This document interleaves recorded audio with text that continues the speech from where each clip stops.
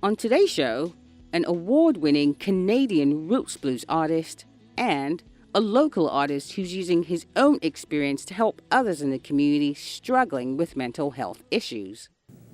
Hello and welcome you watching The Ledge. I'm your host, Lola Acala. So glad that you could join us on another episode of our show. Let's get right to it.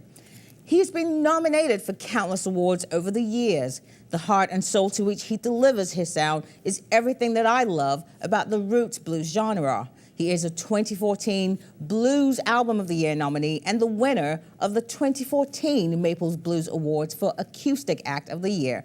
Please welcome to the show, Brandon Isaak. Hello, my dear. Hello, thank you, Lola. How are you doing? I'm wonderful. It's great to have you here. Hey, this is a wonderful afternoon, and I appreciate you having me. Indeed. Now, you know, it's funny. It was just last June when, you know, I was in a store, you know, just minding my own business, doing a bit of shopping, when all of a sudden I heard this incredible voice and sound. And I remember saying to myself, you know, that is not the, you know, the intercom. And soon I came upon your set. And there you were, just doing your thing. I mean, I was so impressed. Absolutely. You were incredible. Tell me a little bit about your background and how it is that, you know, you came to love this blues roots genre. Well, I'm from Yukon, Whitehorse, Yukon, which is right beside Alaska. I mean, yeah. Yes. I grew up there. My father's a musician. We moved into an old house, and in the attic, I found an old box of blues records. Wow. So that's what sort of really started to twig me into looking love. into the blues. And I've just been following that ever since. I fell in love with the blues, and really, there's nothing else for me. Now, you are a one-man band powerhouse doing vocals, guitar, foot percussions, the harmonica, bass, and your lyrics too. I mean, they play out like a storybook, sometimes a biography. All of it an absolute joy to the soul if you've ever heard him at all. Tell me about your songwriting process and how it all comes together. Quite often I like to meditate before I write. Mm-hmm. So I'll spend a little time meditating in the mornings. Very and then, cool. I have little traditions I do. I wash my hands before I write. I don't know why. It's just a weird little thing. Mm-hmm. And then I listen to lots of Louis Armstrong. I highly recommend that to everybody. Wow. If that helps. Your sound is so well rooted in acoustic blues, and it often is funky. It's upbeat, sometimes with elements of R&B. Oftentimes it's taken us on a southern gospel journey. What are some of the other genres of music that inspire you? And do those genres, you know, do they have any influence on your songwriting? They do, yeah. I listen to all different genres. I mean, probably more so classical than anything is what my main diet is for listening. Yes. And like I said, Louis Armstrong and all those old styles, yeah, they all come into play. You know, you hear a different old country record or yes, indeed. jug band, and yeah, you incorporate it into yeah, it's almost like a fusion of, you know, a little bit of, you know, everything. Right, yeah. It just makes it so incredible. Well, let's waste no more time. So, ladies and gentlemen, without further ado, I give you Brandon Isaak.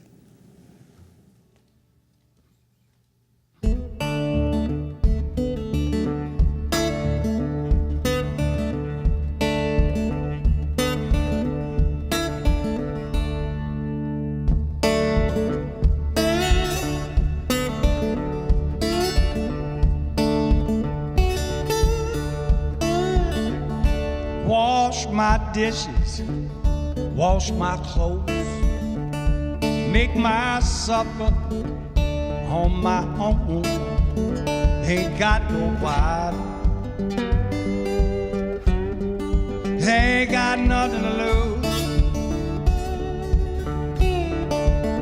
ain't got nobody, ain't got nothing to lose.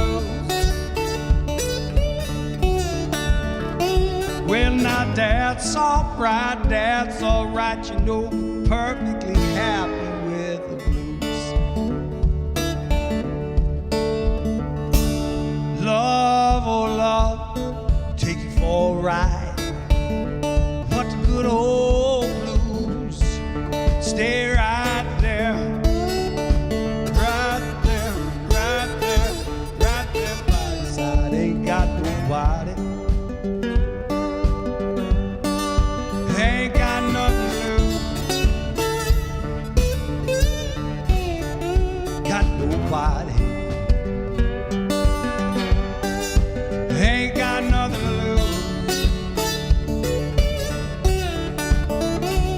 Well, now that's all right, you know I'm perfectly happy with the blues.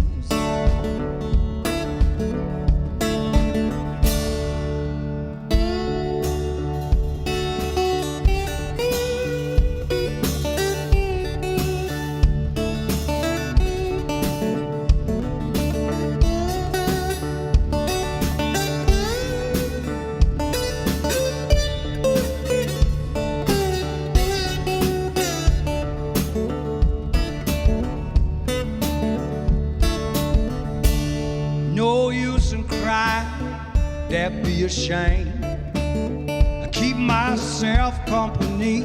To me, it's all the same. Ain't got no fight. Ain't got nothing to lose. Got nobody. Ain't got nothing to lose. Well, now that's all right, you know, perfectly happy with the blues. Perfectly happy with the blues. Perfectly happy with the blues. Perfectly happy with the blues.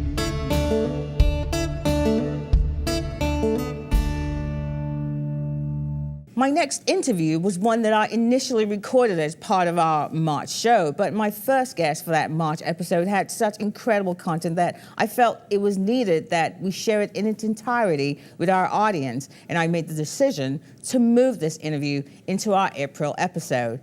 He's an incredible, talented local artist who's using music and his art to help others combat mental health issues in the community. But we're going to take a quick short break. Don't go away. We'll be right back. We are kids. Wish kids. 10,000 kids. We are brave. We are strong. We are fighters. Some days are good, some days are bad. Some of us make it. Some of us don't. My wish will make me strong. The Children's Wish Foundation of Canada. Does a wish make a difference? You bet. You bet. Imagine the difference a wish can make. Only 2 more needles till my wish. Please give today. Welcome back. If you're just joining us, you're watching The Ledge, and with me in the studio today, award-winning roots blues artist, Brendan Isaak. And up next, my interview with an incredible local artist who, after having been through some difficult times, discovered the artist that was lurking inside of him. Let's take a look. Please welcome to the show, Peachy. Hey, honey, how are you doing? Great, thanks. Thanks for having me. Good to have you here. So let's get right to it. You know, you found yourself going through some challenges caused by what you describe as a socially toxic corporate environment. And this is what led you to really experience some emotional and spiritual breakdown. Tell me, what was that last straw that really, catapulted you into that event? Well, it's a culmination, I think. In our journeys, we accumulate things and maybe some ways we look at the world. And I think within a heightened corporate environment that was going through a lot of ownership changes, there was layoffs. The high-tech industry is very fast-paced, and that was the career I was in, and I chose it. But it just came to a breaking point, and I was like a walking zombie. I was going to work, doing the routine. I was there. I was getting paid, but I was stagnant, and people could see it around, and they didn't know what to do. Yeah. And if one of my supervisors said, things aren't, you don't look the same. Yeah. And, the spirit is gone, and you could see yourself in that too. You could feel that inside of you, or were you oblivious to that? What was going on? Would you say? Yeah, well, I was basically trapped. I mean, I was still physically going through the motions, but I was spinning my wheels, and as I said, people around me could see it, but they didn't know what to do. Yeah. And so, in terms of the environment, it didn't have a mechanism to self-correct the situation, and so. And the last straw was. It's hard to say because it was such a fog at that point, but I was on medical disability and then just never returned. Yes. And But one has to say, what a fortunate happenstance in a way, because it was, in fact, that event that led you to then really go inside of you and really find out who you are. And amazingly, too, find out this incredible artist that was deep inside of you that you had no idea was there. well, looking back at the time, you don't know where that's going to take you, and the fear of the unknown. Yeah, indeed. And so, yeah, basically my body had shut down. Like after that point, and this is going back 2004, where I physically ended up after, the destruction of my relationship. I was married. I had a well-paying job, a Yes. house, and, all the mainstream Vancouver lifestyle stuff. What we're supposed to be doing. Yeah, absolutely. In terms of, yes, exactly, yes. A bit of the lie of the lifestyle. It really is, yeah. So Absolutely. all that basically imploded, and there's a whole deconstruction of that in your mind. Like, people define themselves by their jobs and their possessions and their relationships, and I was there. And then when that Or even whatever society's telling you about the box that you're supposed to fit in. yeah. Well, we take these messages in and internalize them, and it's very difficult because I think, at least how I was brought up, we were just meant to be polite and obey the rules, Indeed. and the Shut up system and will just take get care on. of us. Indeed, And yes. the resistance to that isn't really built in. Looking back at it now as an artist, it is a core of the work that I do, is analyzing and resisting some of the narratives and say, hold on, time out, stop. Yes, and indeed. So some of even my childhood memories as a street hockey goalie, and I can still bring some of those forward into my work today. Yes. And so not everything past that point going back is lost. I think it's about rediscovering. It's about rediscovering and using what works in terms of that which has utility and merge it with that which you're going forward towards. Now, you are also known as a bit of a wild salmon advocate. In fact, a lot of people call you the salmon guy, I believe. Tell me a little bit about that work. Yeah, well, it is part of the transition into this discovery into myself. But how that really portal opened was an advocate who was helping me along in my path said, hey, you should go check out this community hatchery. And I was still in a fog at this time. Wow, there's okay. still a long transition. There was no solution for you at the time. You were still trying to maneuver through this. Yeah, and the whole, the salmon is really the portal to a broader conversation. But it was a community-based hatchery, Okay. and I remember the physical act of feeding these salmon. They rear them in the watershed and they release them. Indeed. But there's that connection with the earth that up until that point I was a consumer of salmon. I didn't really know much about it other than Yes, to that- eat it on the plate, Yeah, right? it's nice and tasty and barbecue, but there's this other connection where now you're part of the cycle of the connection to the earth, and I guess there's this natural instinct as a male entity that, hey, these are kind of like my kids now. Like, Yes. oh my God, like all 5,000 Yes. of you. And so there's this kind of spiritual connection. We're connected to everything. I think it just takes a lot for a lot of people to understand that. Even the fish, the dog that's on the street, all of these things, that we are in fact one with these things, just in a different, context of, who we are. Well, that's, that salmon work brought me to the Indigenous worldview, because up until that point, that worldview and how nature and is that is your part background. of our... You are an Indigenous. No, my parents are Filipino, Okay. but I'm not really connected to the Filipino culture. I don't speak the language, so Oh, there's okay. there's a Disconnection a disconnection bit, there yeah, too. indeed. However, the fish, my parents, my mother's side of the family, they're fish people. Wow. They're coastal people. Beautiful. And so that whole connection with the water It was there and such a inside yeah, and so it kind of and beautiful so thing. my creative work is really just exploring that relationship and beautiful. drilling deep into ancestral history, my own exploration. And as Canadian, Canada's got this kind of Dairy Queen ice cream cake of history of really what it is, but a lot of Canadian citizens or people I know are always in this discovery, like, who am I? Indeed, very much so. I think I could see how that could be, something that you need to go on a journey of discovery for. All through this journey, it turns out that you ended up being a mental health advocate, somebody who, is there helping people, and you set up a few programs. Tell me about some of those programs and how those programs, connects to helping others.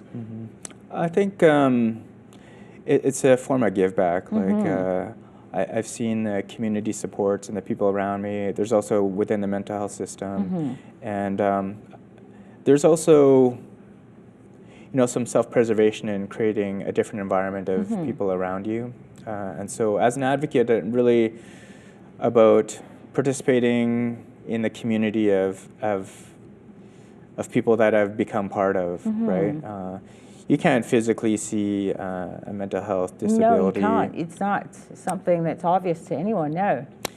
And so, part of that is my own self-preservation. And so as an advocate, and it's a very large word, but I just like to be in a safe community of people that understand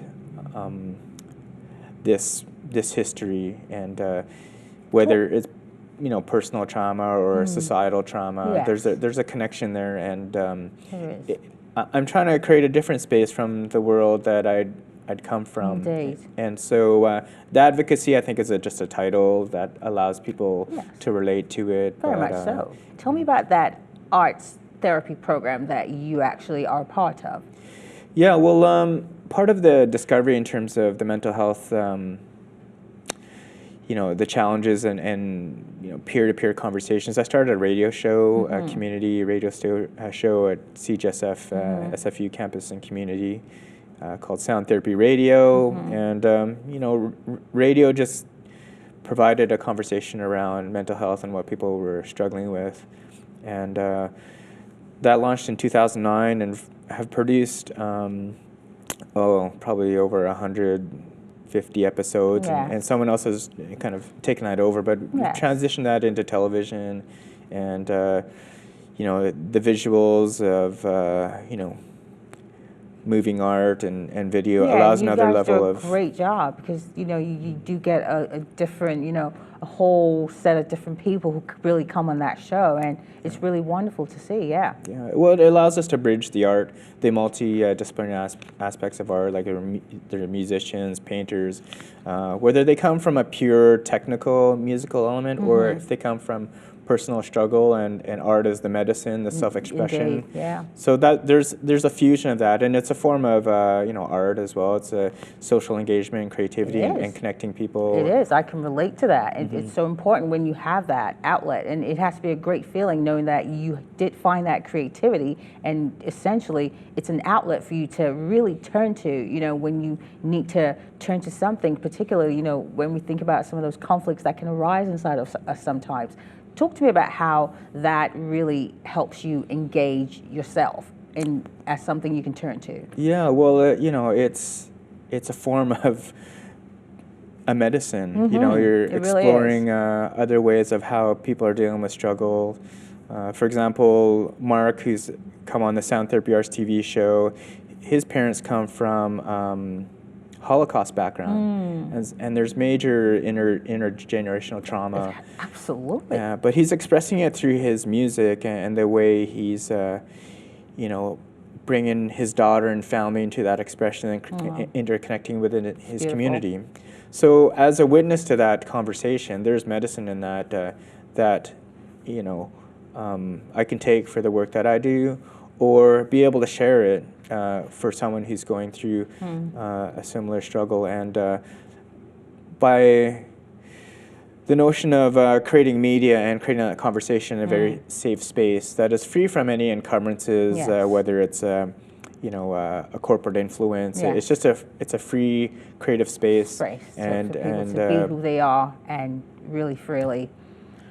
I got to tell you, you really are an inspiration to so many. The idea that, you can take your adversity and you can turn it into something positive and, really into a sort of stepping stone to greater things. And I think you do a great job in doing that. Now, if anyone at home who's watching us, who's going through the exact same thing, what advice would you give them in terms of, how to maneuver through this? Be authentic to the Yes. experience and witness it. Almost witness it like that's not even Let yourself. it be, yeah. There's we talked about the fish and the Will Salmon as a fish character, and I'm able to pack certain social commentary narratives in the fish head so that it's not like your own. Exactly. And so if you can take your own experience and witness it as an artist, like as a painter, I'm able to put it on a canvas, or I'm able to put it into poetry. Be the seer of, stand back and just, be the seer in a way of that, yes. And be authentic with it, because I think when you courageously expose your own path, people respect that. Oh, absolutely. And you'll find medicine in just, getting out of your system and be around safe people that you trust, that you can share that with. It's not like about spreading it everywhere, Yes. but find people you can trust, express yourself, talk about it. It's beautiful. Yeah. You do a fantastic job, Jay, and the way that you go on to help others. And I know that, there are a lot of people who are so grateful for what you do. Jay, Peachy, it's been wonderful to have you on the show. Thank you so much for being here. Thank you, Lola. Appreciate the opportunity. Oh, my pleasure. If you'd like to know more about Jay's work and his sound therapy arts program, please go to peachygallery.com.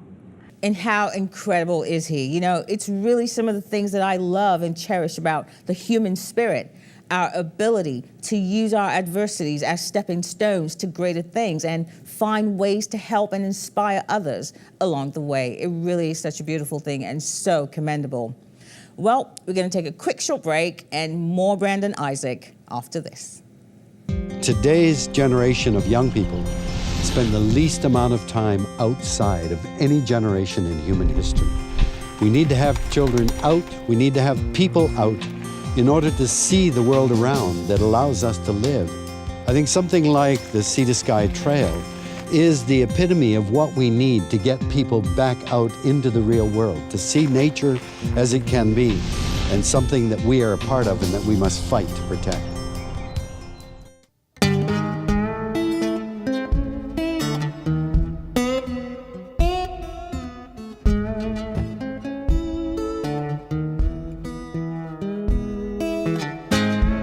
You don't love me, baby. Don't like the way that sounds.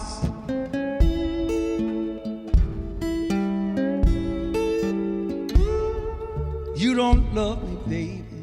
Don't like the way that sounds.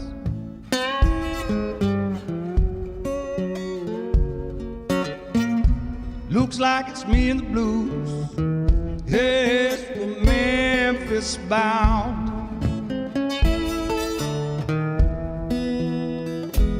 Pack my suitcase, got my traveling shoes.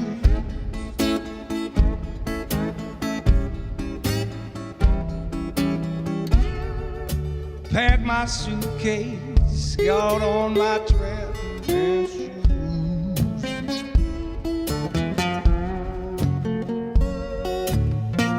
Memphis, Tennessee, well, me in the blues.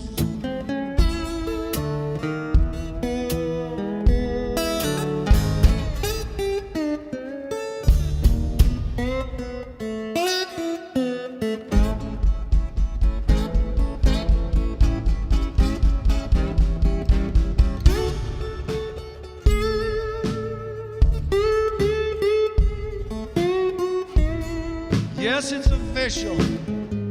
I got the blues.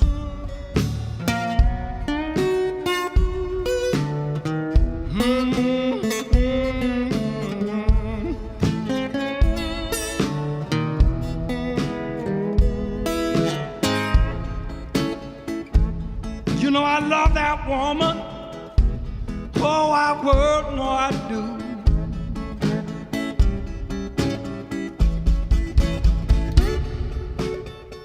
You know I love that woman, whole wide world.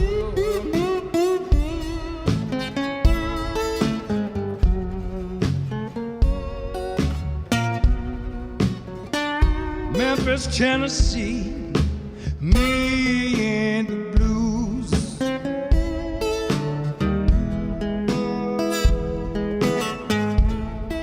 Memphis, Tennessee, well, me and the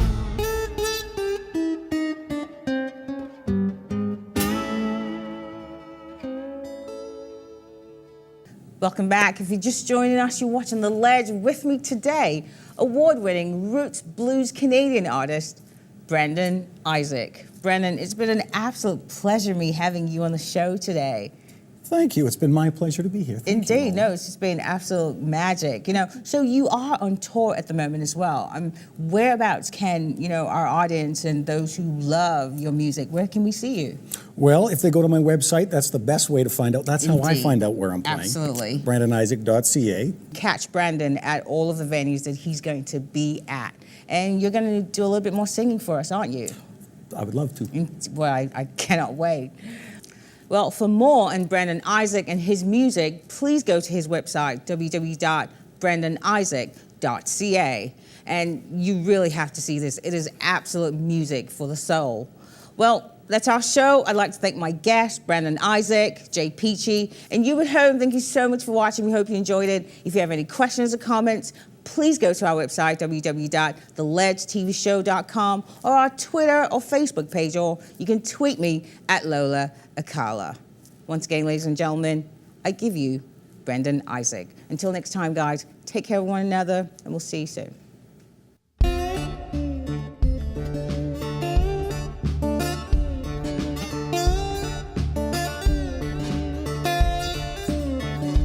It don't matter, it'll be okay. Well, I just got one thing that I've got to say. You know it don't matter, you got to do what you got to do. Bury my body with my old guitar on my white linen suit. Wear my white linen suit. Wear my white linen suit. Work all my life, trying to get ahead. Well, now I'm just trying to feed myself, and Lord knows pay my rent. You know it don't matter, you got to do what you got to do. Bury my body with my old guitar, my white linen suit. Wear my white linen suit. Wear my white linen suit.